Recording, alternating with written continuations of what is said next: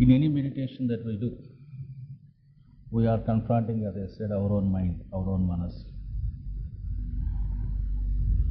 I told you that the sensory input will always be there, and we are accustomed to give attention to it, and that is why even during meditations you are giving attention to it. So which are the things that you will be normally having as thoughts or experiences during meditation? If you put this question, you will have 1, the sensory inputs, 2, the mental constructs of sensual, 3, you will have something to do with restlessness, you will be restless to stay, 4, you will have a tendency to sloth or indolence or sluggishness, and the last one would be the doubt whether with all these things I can still achieve it or not. These are the various forms of thoughts, feelings that you will have during your meditation. In order to understand it better, you should also understand what is the nature of mind itself, what are the conditions in which mind is there. The mind is kshipta, that is disturbed. Mudha is almost sluggish, indolent. Vikshipta, that is instead of thinking about the object that we want to think about, but something else. Then you have got samadhana, a state of mind where you have got fairly a balanced condition. And the last one would be nirodha. Totally you do not have anything else to do. These are all the various characteristics of our mind. These are the basic characteristics of mind. Any mind, whosoever it is, at any point of time will be governed by this. Whether it is a vikshipta, or it is a mudha, or a kshipta, or a nirodha, or samadhana. In any meditational practices that we are now trying, we are trying to arrive at samadhana, a state of settledness. How to get at this? Tradition has it that we give some ideas and then allow the mind to concentrate over that. That is, you give a pratyahara, try to have a dharana over that, and once your dharana is over, you get into a dhyana on that. This is the traditional method. Now, putting it very concretely, you are terribly disturbed, annoyed. So you think about a pleasant object, maybe a rose, maybe a sheet of water, or maybe somewhere with absolutely peaceful surroundings. Go there, think about that place, think about that rose, have a dharana, that is, you are given an object on which you can do the dharana, and then that can lead you to samadhana. These are the methods that we have been given. There are various examples can be given that you can see for yourself. I am only trying to tell you, when you want to come to a state of settledness, this is what we do. In order to reduce restlessness in our tendency while at work, modern management has chosen to suggest that you will have some light music all the time going through all the floors of your workspace. It gives you certain amount of detensioning, they say. That is a pratyahara that is given, and a dharana that is being done by you without even being aware, and you will have a samadhana out of it. That is the logic behind that particular approach. Now, in this case, when we have fixed our goal, suppose your goal is to make money, you should have plans, clear-cut plans. That is the goal. The goal is the artha. Then we should have clear-cut plans as to how to go about this job. And how do we do it? We should avoid that which is not likely to achieve that goal. We should choose that which would enable us to achieve the goal. Anukulyasya sankalpam, pratikulyasya nidram. Atmanikshepam, you should have confidence. Mahaviswasa.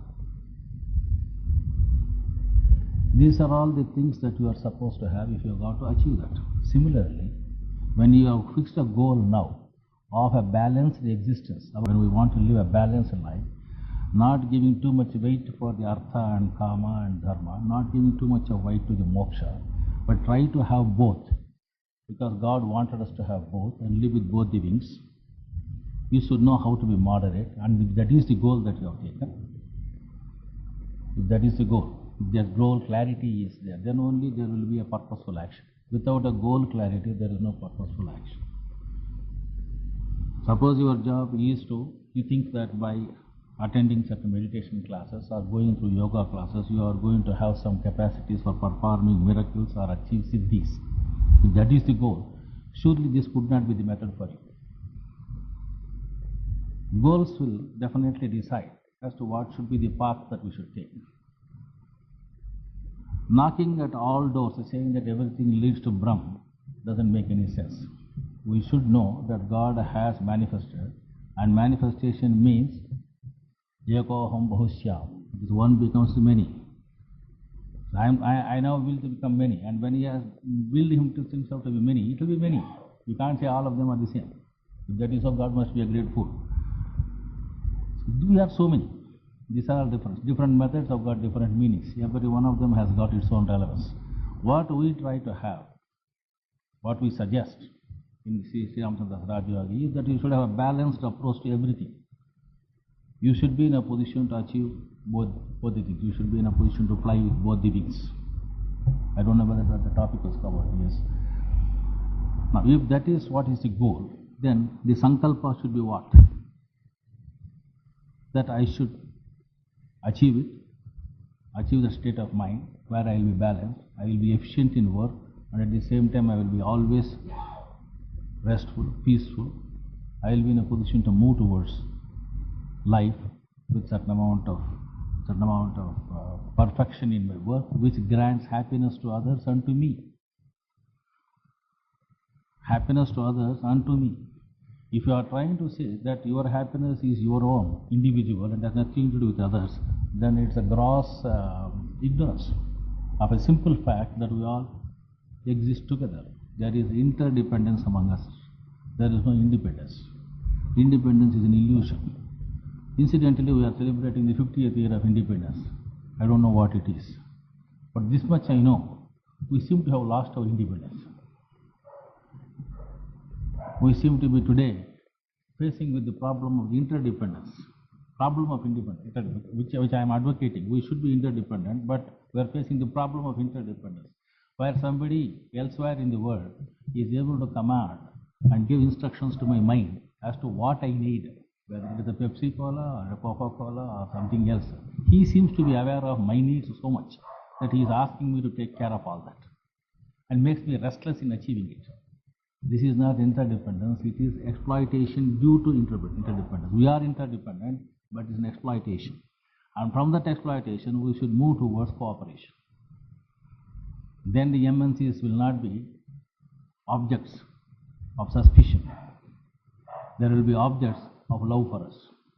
As on date, MNCs are objects of suspicion or exploitation. Man has to grow further, and he can grow only when his thinking grows.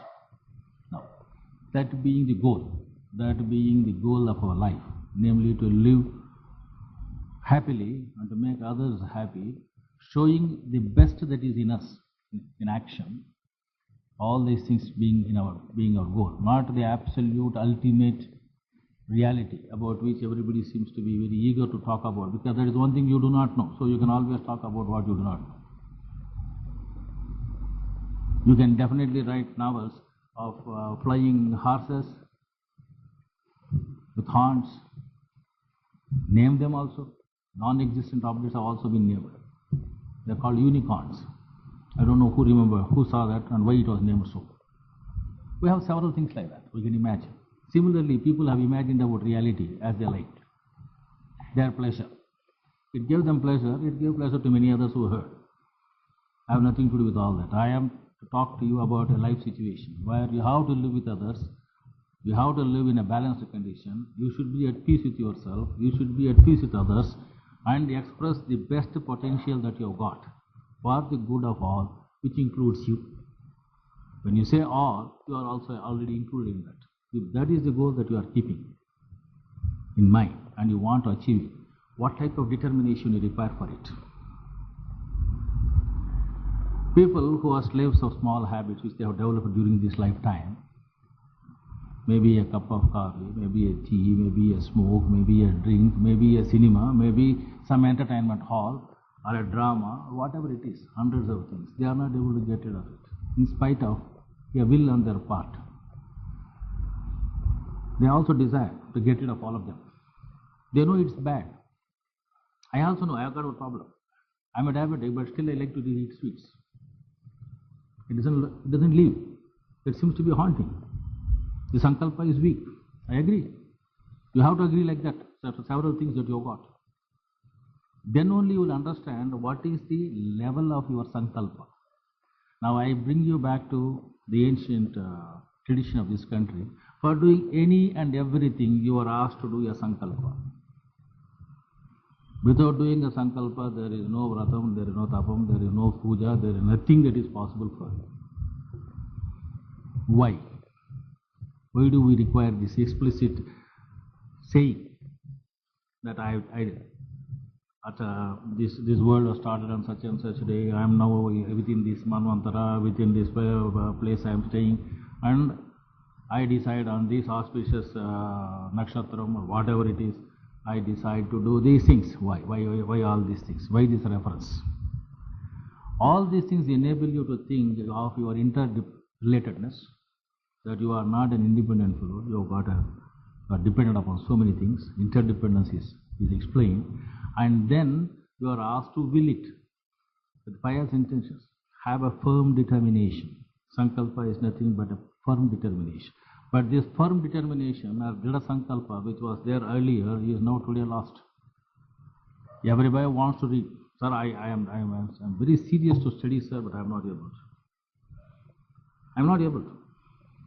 The Sankalpa Bala is so poor, so weak. Why? Sankalpa is a mental object given to you. It is your own decision. You are bombarded with sensual objects all the time. These take over a toll over you, and you have no chance to succeed.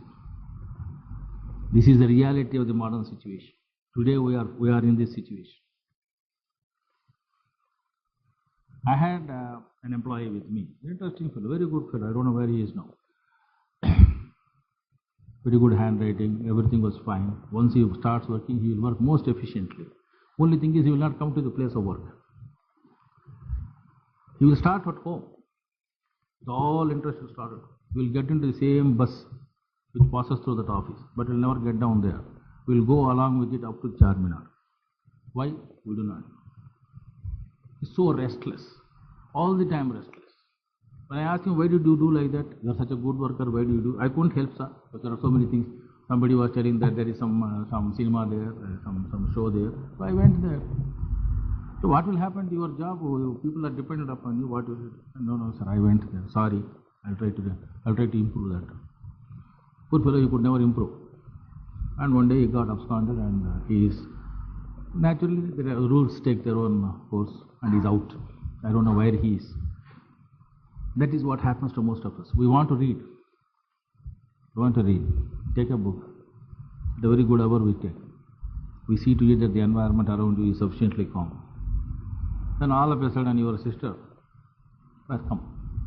She knocks at the door. Then you close the book and then. Not necessary. There are others in the house who will take care of her.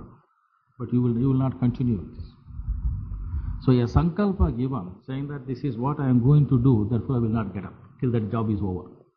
That is what was ensured in the tradition, which today we have lost. The importance of sankalpa is lost. So this Dhrida Sankalpa is an absolute determination. Yes, I am going to reach this, and until I reach this condition, I am going to be restless. Is a point that you should have. Now this is where Pranahuti comes to you. You are helpless there. But if you take the support of the divine, along with this, then it becomes a bit easier. It doesn't become totally easy. It is not something that you are going to say, yes, with this help that I have reached everything. No, it is not that. It's a support. The divine will supporting your will. Why does the divine will? Why should it will at all? History has told us that irrespective of the number of prophets and avatars who have come, human nature has not changed. Fraternity has become worse over 3 or 4 yugas now. What was a real brotherhood during Ramayana period has now today ended up in a hopelessly bad warfare among brothers now that's going on. Every family is going through, every country is going through. We don't have to discuss in detail. The ideal values of Satya Yuga are lost. Man has chosen to become totally independent. Interdependence is lost. The one thing that industrialization has effectively done to ruin our society is to abolish the joint family system, where sharing was a principle of existence. Today we do not believe in all that. It's very difficult to make anybody to accept all this. After all, the wheel of time cannot be rotated back. It moves always forward. You cannot undo what has been done.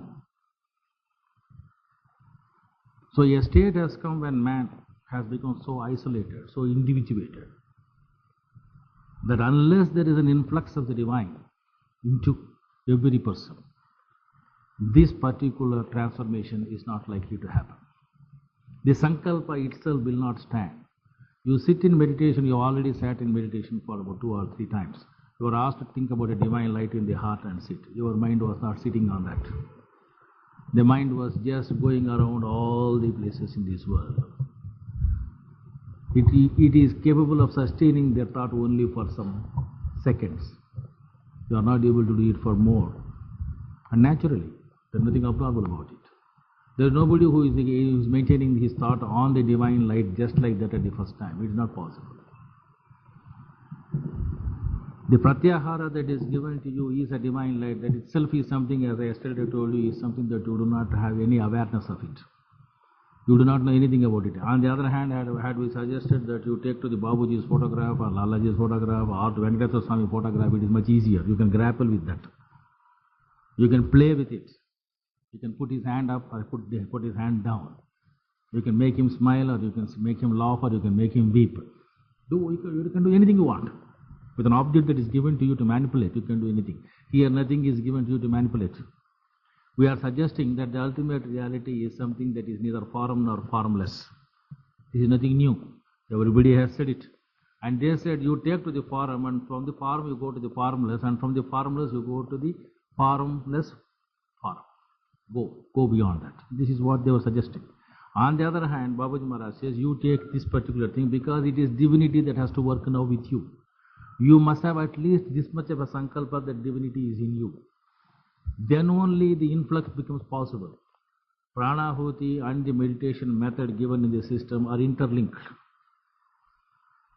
On the other hand, if you think about some god, as one gentleman said that he has counted some numbers, if I write, 108 or something like that, numbers. Yes, you can meditate on numbers. Just go on telling 1 to 100. You will have calmness. Not necessary. You go on telling 1 only, you will have calmness. For all these things, there is enough research to substantiate. Your mind will be in a state of calm, and what they call the alpha waves seem to be coming even when you have got only 1 as the object of attention. Yes, researches are available. But that is not what we are seeking. What we are seeking is a harmonious living, a blended living, a living with the divine, along with all others, not to the exclusion of others.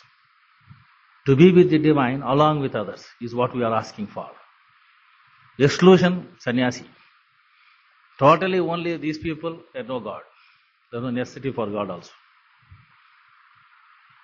But balanced existence, an existence of equanimity, an existence of balanced existence, this becomes possible only when divinity is allowed to have its sway over you. It should sway over you. It should also guide you every second. This is what is right. Should be the position to do. But then divinity is something that is not either. There is neither a Durga, nor a Lalita, nor a Venkateswara, nor a Ganapati. It is not all. All of them put together will make a very grotesque picture. You will not be in a position to meditate on that. We put all the gods together, all gods' pictures, because nobody has seen all the gods. There are only one God that I know. But we have got so many gods' pictures we have got. All of them put together one. I had a joke long back when I used to draw some So, Aravinda Dalaya Daksham. Okay, put some lotus eye. Right? Then you got long hands, almost like a chimpanzee, you put a long hand. Ajanubaham. Right? Blue color. Yeah. Magasya. Then you put all these things. And beautiful long cassava itself means only that. A person has got a beautiful hair. Put a beautiful hair. Right? Then see what picture you emerge. What type of picture you will emerge out of it, you see for yourself.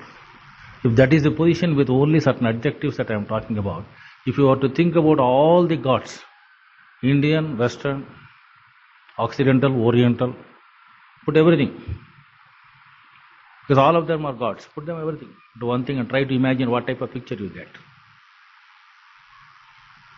I don't think God is that grotesque. Simple.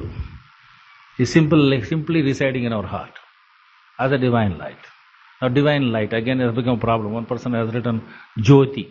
I don't think that's what we are suggesting to you. Jyoti is not what is suggested. We called it Divya Jyoti. Jyoti only means you will get your Jyoti.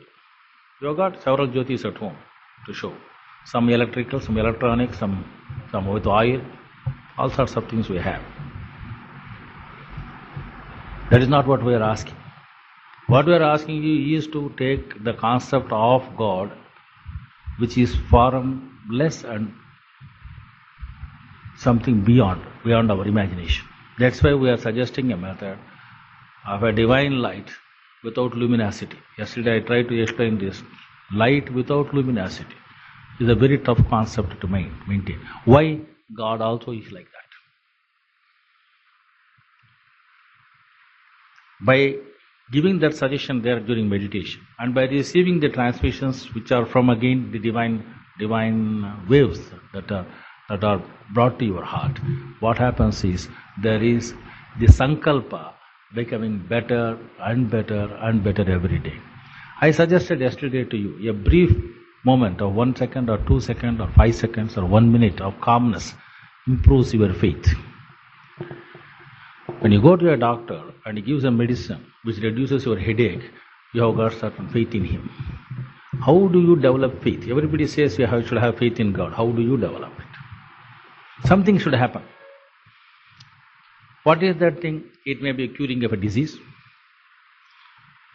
People go to several places for curing of diseases. Most of the rivers are meant for it. Some of the I don't know what they call hot springs, sulfur springs, etc. in mountains. They say that they're all cure, and people go to their place. They worship it almost. Agreed. But that is not even the beginning of Brahma Vidya. Brahma Vidya demands you should know the difference between what is permanent and what is transient. Body is bound to perish. Siryate iti shariram. There is no doubt about it. It is born, it grows, it decays and dies. There is no point in worrying too much about that. I wouldn't consider, though tradition has it that Vaidyo Narayano Harihi, I wouldn't consider every doctor to be a god. The ultimate God is one who is beyond all these things. He is bound to be there even when I die. He will not die along with me. Though the misfortune is, or the fortune is, that He is in the heart, in my heart. What happens to that heart, that God, when I die? A question which nobody seriously thinks about. What happens to that God? There is God in every man's heart. What happens to that God? He also dies perhaps. God dies. That seems to be the natural conclusion. There is no alternative. God is born along with you and God dies along with you. If that is the knowledge you have got, I cannot do anything about spirituality. But then he continues. He continues to express himself again in another form. It's a perennial, continual expression of the divine, which we are fortunate to have during our lifetime. We may not have it afterwards. We might not have had it earlier. But this is a period. So this period of the existence of divinity in your heart has to be made full use of. You have got an opportunity of having the God as your friend, as your sakha, as a person who moves along with you, dwells along with you, does everything along with you. And if you can put everything His presence, then comes the question of the divine functioning. Divinity itself functions. This is possible only when you annihilate yourself. The ego has to come down. Your own ideas must come down. The priorities of what is good for the world, what is good for the welfare of the society, that becomes more important. That is the level to which a man moves when the importance of that type of service is understood and the presence of divinity is experienced. He becomes a Mahatma, a Gandhi comes out of it. Otherwise no Gandhi comes. It's not possible. But that is not the end. Mahatma is not the end for us. We are asked to develop into the status of the Paramatma also. The Atma should become the Paramatma. When is it become possible? You have to become the Mahatma, then you have got to become the Vishwatma, then only you become the Paramatma. Then when you become the Paramatma, are you going to create another world? Surely not. Are you going to destroy the existing one? Surely not. Are you the person to sustain it? Yes, to the extent that is possible. You can sustain the creation that is made by God for the good of others by exhibiting the divinity that is there inside your heart to the outside and hiding yourself. This becomes possible only with that sankalpa. And Pranahuti is an assisting factor to your sankalpa. It makes you feel the deep quiet within. Some person has experienced some waves, very good. Some people see it as light, some people say it's a flow, some people say it is a calmness, which I cannot explain. All these things are the experiences of Pranahuti. And who is giving that? It is God Himself. God has willed a change in the nature of man. And it is happening through several sources. All sources are welcome to participate. But in every place they should understand the influx of the divine. The influx of the divine, without the assistance of the influx of the divine, it becomes impossible for you to cross the barriers of your own creation, your own attitudes, your own desires. The desire to continue your life, it is not your desire, that is the divinity's desire. The desire to increase your property, that is your desire, that is not divinity desire. You should understand these fundamentals. To be happy is divine desire. To be exclusively happy is your desire. To be happy is divine's desire. God wants us to be happy. If there is one truth that people have forgotten today, it is this truth, that God wants us to be happy. He never created us for being unhappy. The rules of the game we have forgotten. The interdependence we have forgotten. Sharing we have forgotten. Sacrifice we have forgotten. Love we have forgotten. On the other hand, we have developed ego-centeredness, individuality, personality development. Big words we have, very, very big words. I can use any number. It makes no sense. All that points out only one thing, that you are more important than the other. In the same house, the same thing is taught. Your education is like this. You see, your brother is doing better, you are not studying well. Your brother does sports better, you are not doing this. He goes to the job better, you are not doing that. Nobody is taken at his face value. Because comparison has come to be the way of life. Competition has become the rule, as against cooperation, as against coexistence. God wants us to coexist. God wants us to cooperate. God wants us to be happy. We want to be unhappy. Because we think our happiness is dependent upon another person's unhappiness. That is again a basic instinct, the asuric instinct in man, While people take pleasure in somebody else's pain, the beginning. So today, if you are going to see how many asuras are there, all the MNCs are asuras. All the so-called bigs, people who are having this, forget, whatever it is, corporate sector bosses, they are all asuras. Try to fool you, try to cheat you. Refined asuras we have got. As against the very gross asuras whom our Puranas have mentioned, very refined type. But asuras, they exist, they exploit, they exist by exploitation. Nothing else.